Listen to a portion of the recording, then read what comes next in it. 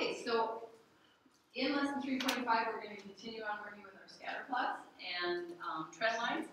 We already started talking yesterday about correlation, and that's what our notes start out with today. It says correlation is one way to describe a relationship between two sets of data. So did we decide there was correlation between your height and the vertical jump height? Did we decide there was correlation in that assignment I just gave back to you? Yeah, we did. What kind did we say we thought it had? Positive. Yeah, we thought it looked like it had positive correlation. If we can say that there is correlation, then that's when we can draw a trend line. So let's just talk about the three different types of correlation that there are. The positive correlation that we decided our data set had yesterday. As one set increases, the other set increases. I want you to take your pencil and I want you to underline that. As one set increases, the other increases. Or, as happened on our graphs yesterday, our scatter plots, the points go in a pattern up from left to right. They're rising from left to right. So, negative correlation. What's going on in negative correlation? It says as one set increases, so as one of them is increasing, the other is not increasing, it is decreasing. So that's what makes it negative. As one is increasing, the other one is decreasing. Which then, we have our points clustered together in a pattern going down from left to right rather than up. So they're falling on the graph from left to right. And then sometimes we have to decide that, you know what, a data set, when we're comparing two things, has no correlation at all. How do we know when it has no correlation? Well, there's really no pattern going on. The points are kind of all over the place. They're kind of scattered throughout the graph. And so, you would not really, if you tried, like in this one, if we tried to draw a trend line, somebody might say, I think it kind of looks like they're going up, so I'm going to draw a trend line going up from left to right. Somebody else might look at that and say, you know what? No, I don't think the trend line should go up like this. I think it should go down like this. And somebody else says, you know what? I don't know which way to draw it. So when we can't really see a pattern going on in those points, what we're going to say is, you know what? Apparently, there really is no correlation between these two data sets. So I want you to underline that. Sometimes there is no relationship between the sets. There's not really any sort of a pattern going on with our points on the graph. So I'm going to have you come up with some situations for those sets in a minute after we read this part. Identify the correlation you would expect to see. Here's where I'm at, right here. Identify the correlation you would expect to see between the number of grams of fat and the number of calories in different kinds of pizza. What do you know about fat grams? Anything? Or do you guys just eat whatever you want and it doesn't matter what's in it? It's okay? Pretty much? Yeah, I was kind of like that as a teenager too. I just like, you know what, whatever was around to eat, I just ate it. I didn't worry about fat grams, I didn't worry about sugar, I didn't worry about calories in it, I just ate it. Do you guys eat pizza though? Yeah. So, actually, what happens with fat grams is the more fat grams there are in our food, the more calories there are. So, the more fat grams there are, so if we talk about different kinds of pizzas, so if the number of fat grams increases in a pizza, that means the number of calories in that pizza would probably also increase.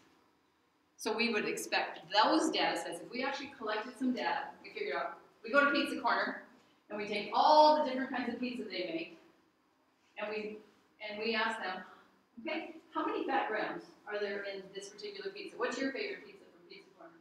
Meat lover. Meat lover. Pepperoni? Haven't heard mine yet. Taco, that's my favorite, yeah. Anybody else? Pardon? Chicken Alfredo, yeah, that's a good one too.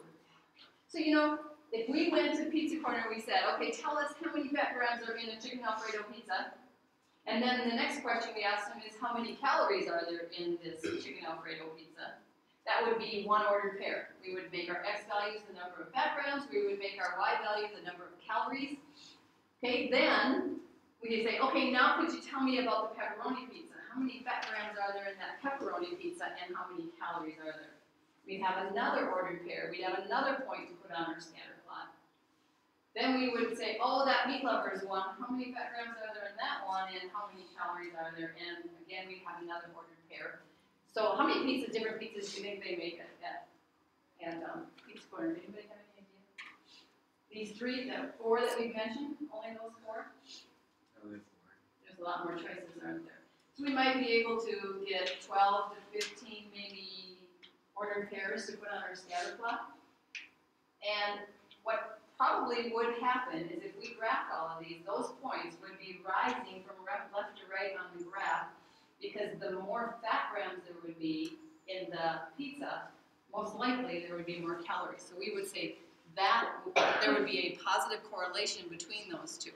Okay, you come up with one for me. Come up with a story for that one. What's going on in that one? You get to pick. What are the two things you're going to compare that as one would increase, so would the other? Give me a story for it.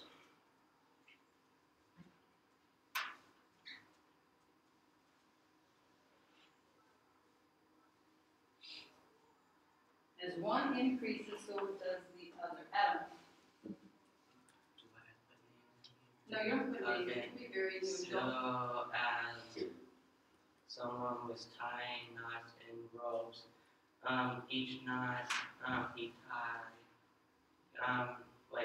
So it started with no knots in a row, and then each time you put another knot in a row, there's more knots. Okay, so as you keep tying knots, the more you tie, the more knots will end up in the row. Okay, good. Macy? The more pizza toppings you put on pizza, the more it costs. Ooh, yeah, that's a good one. Maybe the more pizza toppings that you, and we know that if you go to a pizza place, if you want to add, they say so much for extra money for each ingredient, don't they? So as the number of toppings you want to add to a pizza increases, so does the cost of the pizza. Okay, good one. Another one. Can you make another one for us?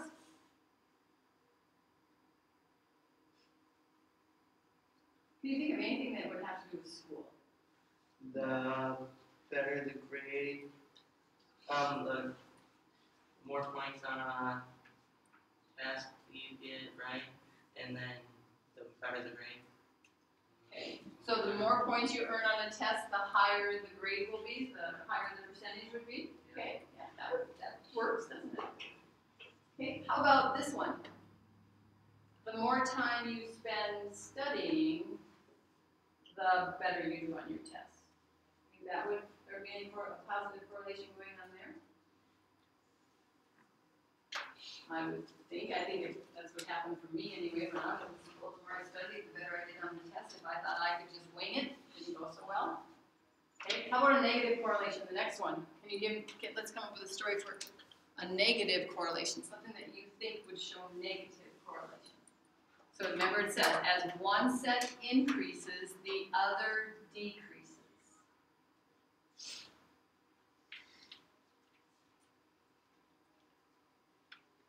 I want to hear some new voices.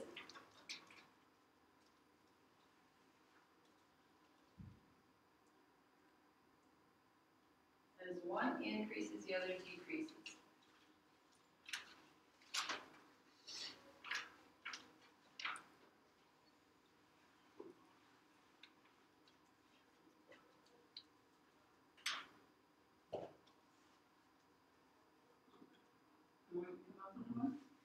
Mr. Larson, do you have one for us? Okay. When you buy things in your bank account.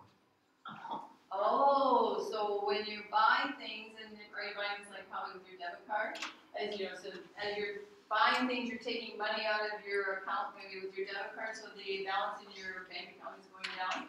So you're buying more things, that's increasing, but the balance in your account is going down. That's a good one. Daniel? The more people buy concert tickets, the more people come, and the less concert tickets there are. Oh, the more concert tickets that are sold, the fewer that there are left to sell. That's a great one also. Okay, good job. Hey, Kenny, we come up with something where there would be no correlation. You know what, one really probably, you would see there's no correlation between them. As one increases, the other one doesn't necessarily increase also. Or as one increases, the other one doesn't necessarily decrease.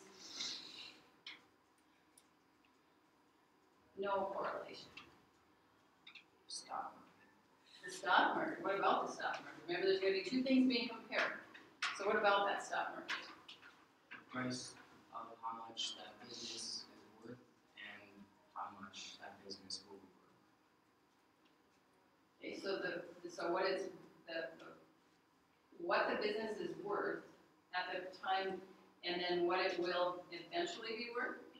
Okay, so it's a possibility that if we collected data and said, okay, here's what the company is worth right now, and then we projected what we think it would be worth in 5 years, maybe we would see that there's no correlation between that. That's possible. What are temperatures in February? Is there a correlation between, because it was February 20th, means it's gonna be below 30 degrees? So as the days increase in a month, as we move along in a month, days increase, would the temperature necessarily increase as the days increase, or would the temperature necessarily decrease based on our February weather we've just had? It's been really up and down, hasn't it? Yeah, so that would be probably no correlation. How about this one? The fact that I would let Seth, because I know he would love for me to do this, and Samuel just happens to have a hood on his thing today too, that if I let you wear your hoods in class, your test scores would improve.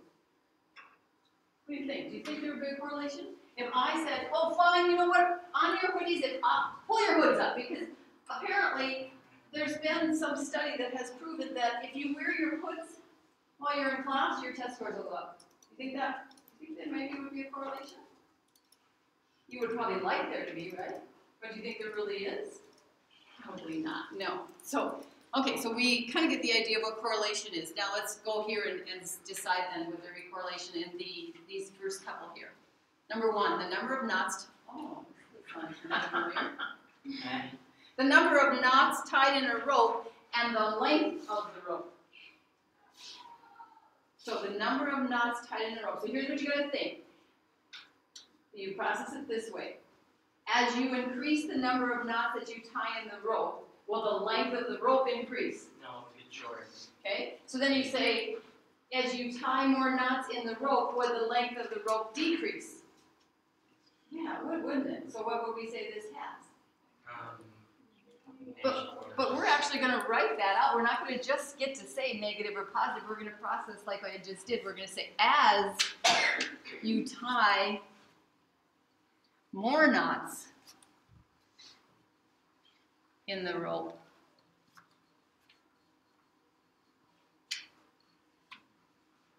the length of the rope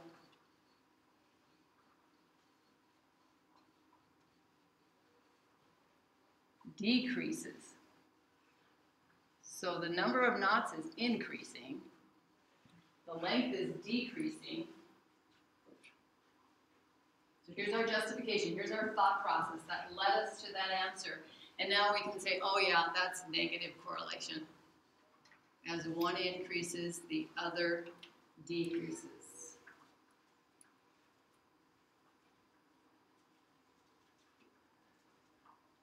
Okay, I want you to think about number 2 on your own, and what kind of justification would you give for whatever choice you make? You have 3 choices: positive correlation, negative correlation, no correlation. Number 2.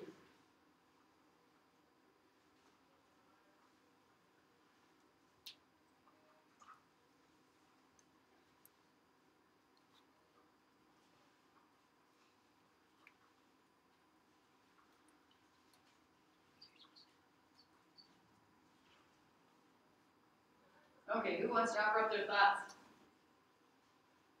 The height of a woman and her score on an algebra test.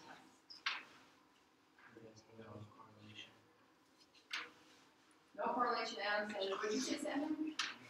No correlation? So what kind of support would you say there then? Because it's like, Wait, Adam, can you raise your hand so that anybody want to offer up why there would be no correlation? Andrea. Her height has nothing to do with her score because it doesn't determine how smart she is. Yeah, the taller a person gets, right, the shouldn't necessarily mean they're gonna do better on their algebra test or worse. So we could, if once we kind of say, well, if somebody gets taller, would their test scores increase? No. If somebody gets shorter, would their test scores increase? Or vice versa? As they get taller, would their test scores decrease? No. So we would say test the height of the woman, and I don't know why they picked a woman, but the height of a woman should have, this is our opinion. Doesn't mean you could actually collect some data and it wouldn't end up showing otherwise, but in reality, here's what we would expect if we collected the data. The height of a woman should have no effect on their test score. So we are going to say no correlation. No correlation whatsoever, probably. Again, it doesn't mean we couldn't collect the data. We could measure all the ladies in this room, no matter what your age is, and then record that. We all take the same test, and then we record your test scores, and then we plot the data, and we see, you know what? It was a negative correlation. It actually was the taller you were, the lower your test scores were. Maybe we would see that, but probably not. Adam. It wouldn't be there, it would be her, because it's one. Good job. No effect on her test score. That is a great English catch there. Way to go, Adam. Okay. Anything else?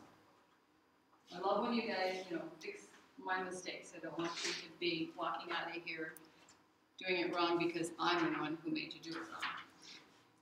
Okay, let's look at number 3 then. What's going on in this one? What's being compared? That's the first thing we should always look at. What's going on here? What are the 2 things that are in the data? What are included in our data sets? What's one of the things? Blake? You got a sheet right in front of you.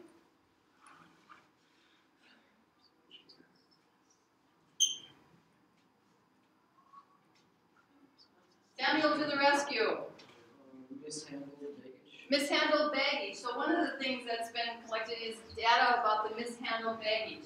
Okay, what's the other thing that's been collected to be compared with it? Maisie, what do you got there?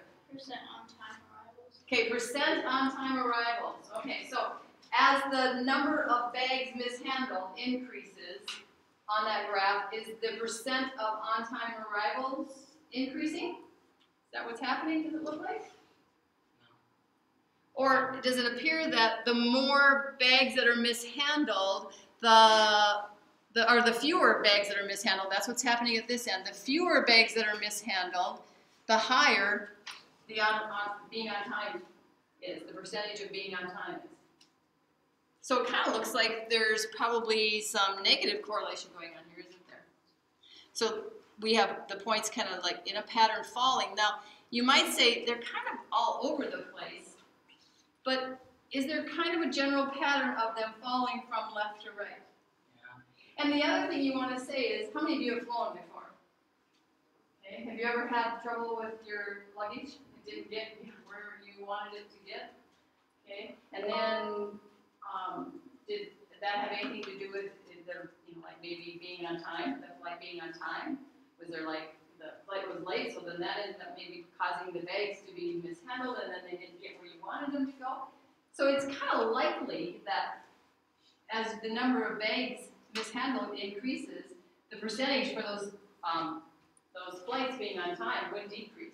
So we're going to say that this one has negative correlation.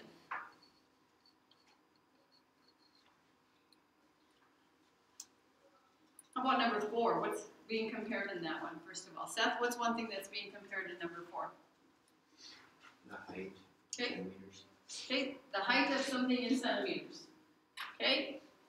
What's the other thing, Holly, that's being compared on that graph? Femur. Femur length. What's that? Anybody know what that is? What's a femur?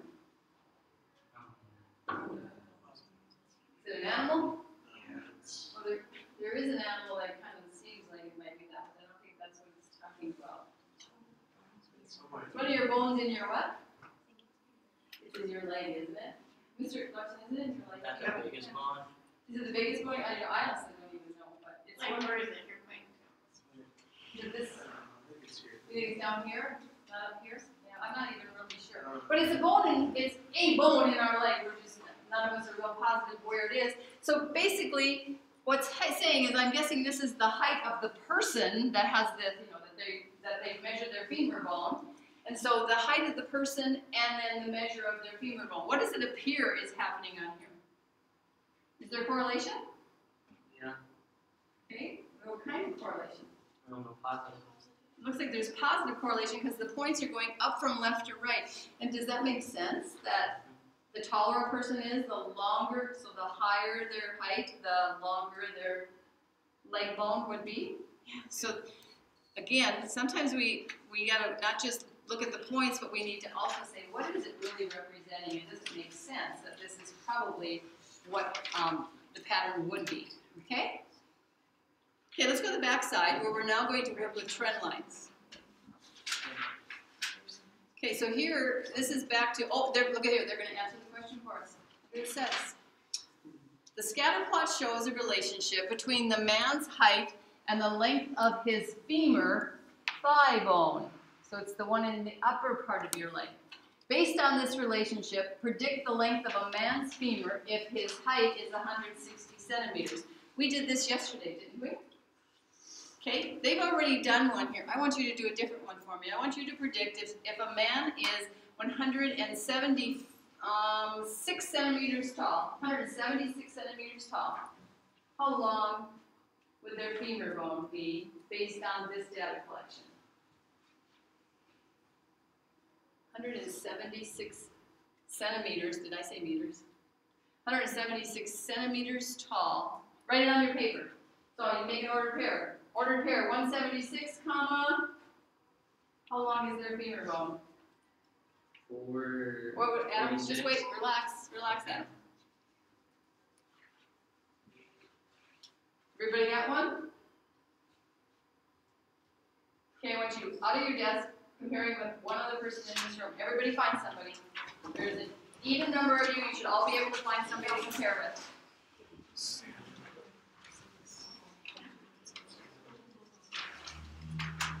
No, one other person. No groups of three. Pair up with one other person and compare. And if you get your paper so you can. What are you doing? You think we're measuring you guys? No, we're not doing your own data collection here. You're comparing your ordered pairs, and then you're saying if you're not really close to each other, your Y values, then there's a problem. We need to help each other out.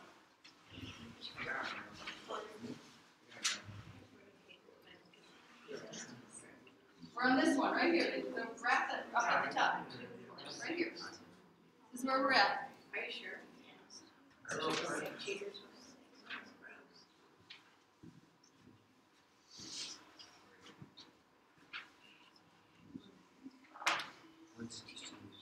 Okay, come to an agreement because I'm going to tell you what the answer should be.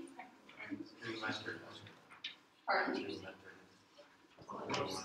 You could just hang on a little bit. I did say 176. It is what I said.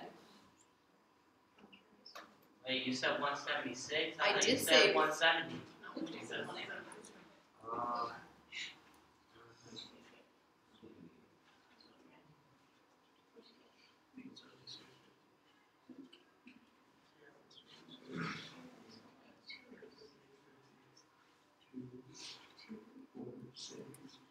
Okay, I have the answer. Are you ready?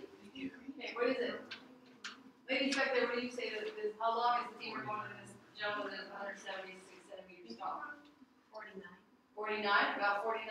Okay. How about you ladies? What do you say? 48. You say 48. Okay. How about you guys, Andrea and Anna? 48. 48. That's a popular number. How about you guys? 49. Okay, so we got a couple of 49s and we got a couple of 48s. First of all, remember, what do we have to do we have to be able to, they did not number every grid line, did they? So what is the scale on that x-axis? What's it going by? Twos, okay? So every grid line represents another 2 centimeters of height. So to go to 176, you should be at this one right here, right? And then we follow that up to our trend line, and we can just plot a point on there, just to kind of help us out. And then what do we do? What do we do next? We got to follow across to the y-axis. So you know what I'm going to say? I'm going to say that this guy is about 49 and a half. The femur length is, not he. The femur length of this gentleman is about 49 and a half, 49.5 centimeters. So we predict based on our trend line. It doesn't have to be a whole number, okay? It doesn't have to be a whole number. But we have to make a prediction based on where do we land on the trend line, and when we follow it across horizontally, what do we get? Okay, you can go back to your own desk.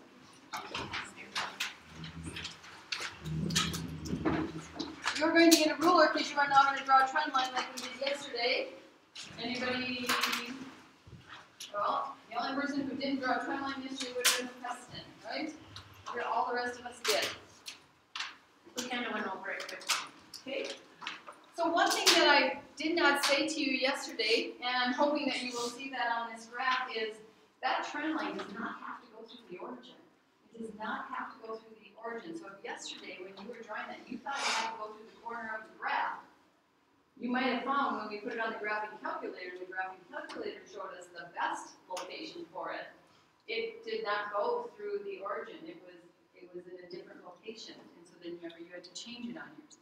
So when you're drawing it, well, how do we decide where this trend line should go?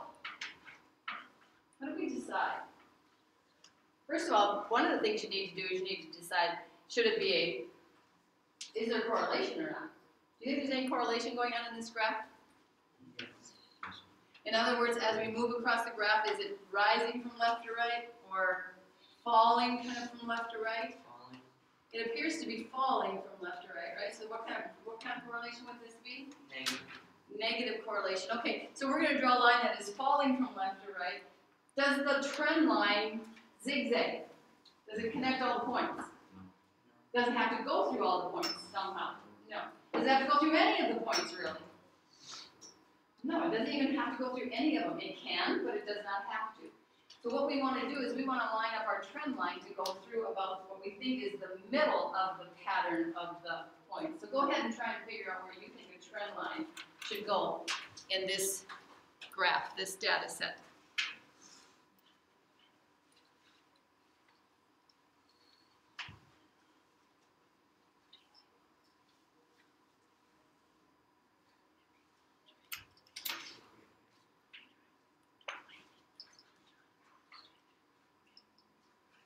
Now, can I mark your trend line wrong on an assessment? I can if it isn't doing like the stuff we're going to talk about right now.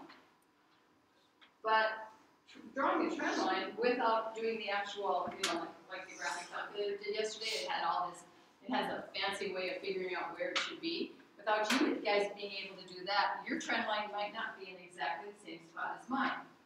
How do I decide if mine's in a good spot?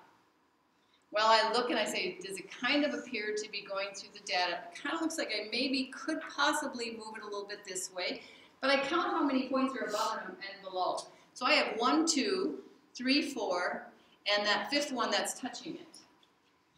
Below it I have 1, 2, those two are both touching it, 3, 4, 5. So do I have about the same amount above as I do below? Yeah, so look at yours. Do you have about the same amount of points above your trend line as you have below? Should you move it? Do you not have it in a very good location? You decide. Because now all the rest of the questions that you answer are based on your trend line. Not mine, yours, okay? So when I correct your assessments, when I'm looking at your trend line and your predictions, I'm saying, you know what, this isn't what their trend line is saying, or this is what their trend line is saying.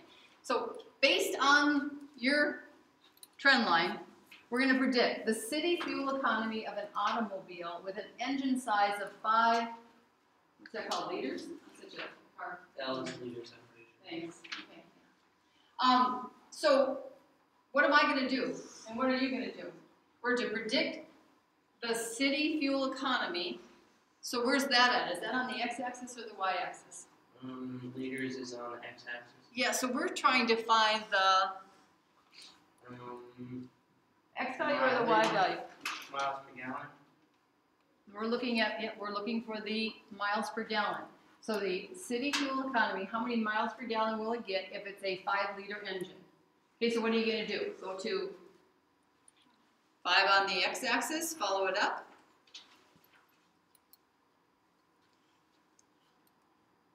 Until you get to your trend line, and then once you're on your trend line, you're going to, at that point, you're going to go straight across over to the y-axis, and you're going to make your prediction based on your trend line.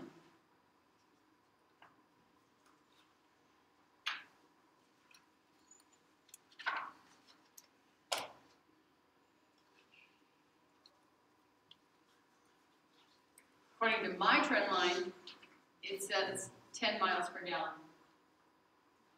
What do you have? 9?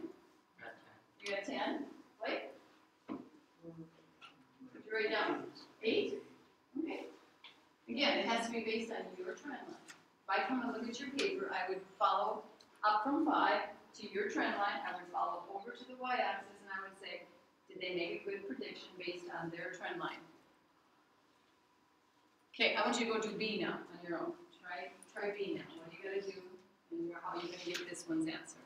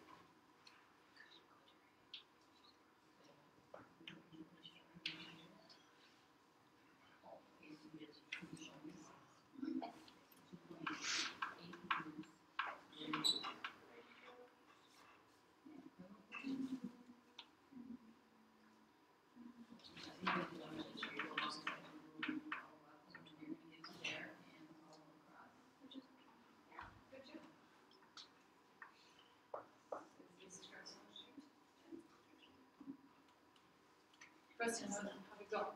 You got it. Okay. Location? Okay. That's better. That's closer to 2.8. And then you follow it up. Okay. How about, yeah.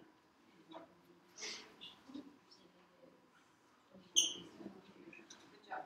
Okay. So again, it has to be based on your trend line. Anybody's not been seen yet? Because we want to make sure, help you out. Put your hand up if it hasn't been looked at yet. Okay. So show me where 2.8 is. Okay. And then so you follow the trend line here and follow across. See, I would say it's according to your trend line. So you put the point above the trend line, didn't you there? Okay. So you want to be on right on the trend line. Okay, Sammy, you're just gonna look at?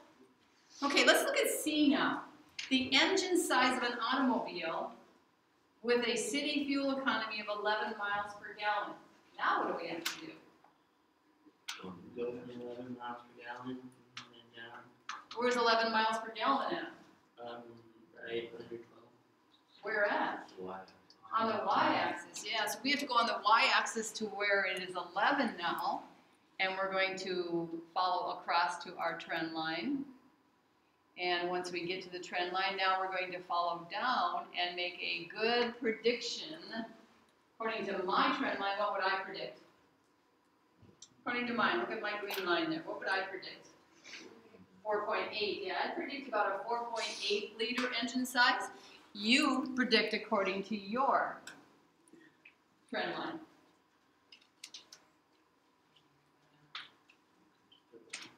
And labels are important. What's our number representing representing the engine side, are we representing fuel economy? Okay, and then once you have C done, go ahead and do D.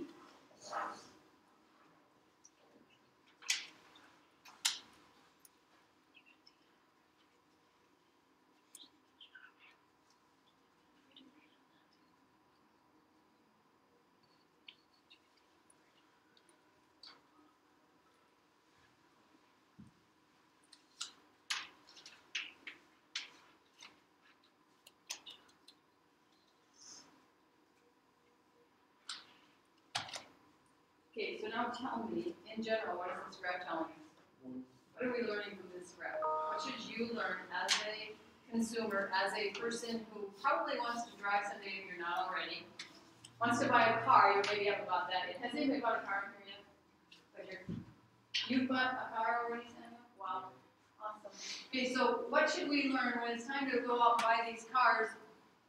What can we say we learn from just this graph? What should you take from it? We decided to have negative correlation. We drew a trend line that was falling from left to right. We made some predictions. What do we now say we can, like walk around and say, you know what, here's what I know. Smaller the motor, the better gas mileage. Oh, the smaller the engine size, the better, so the smaller the engine size, the better gas mileage you get? And vice versa, how would we say it? Bigger the engine, The larger the engine size, the less gas. less gas mileage you get. So yeah, so you gotta decide, do you want power or do you want to save money? Which one do you want? Okay, so anybody have any questions about our scatter plots? Being able to determine correlation? Being able to, what if you have to write your own story about a graph? Like saying, okay, this could represent, or trend lines, and making predictions.